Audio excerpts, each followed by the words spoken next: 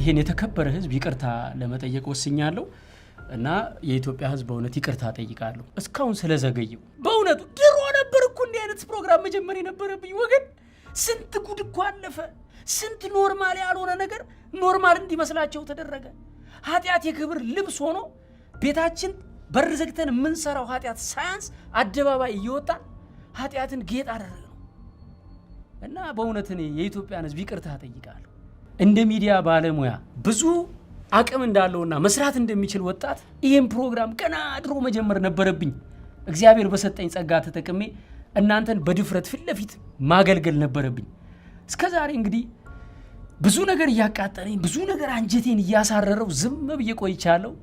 ከዚህ በኋላ ግን እስከ መጨረሻው እውነቱን የማወጣበት ፊታችሁ የምቆምበት ኖርማል ያልሆነ ነገር ሚዲያ ላይ ሲሰራ ኖርማል አይደለም የምልበትን አቅም እንዲሰጠኝ እባካችሁ በጸሎታችሁ አግዙኝ ነው የምለው። አሁንም መልእክታችን አንድ ነው።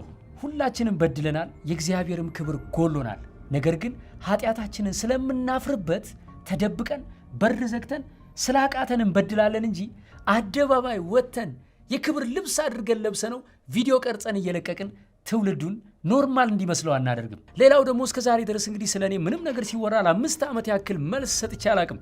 አሁን ግን እስከ ዛሬ ድረስ ለተነሱብኝ ትልልቅ ጉዳዮች በዚህ ቪዲዮ መልስ ሰጣለሁ።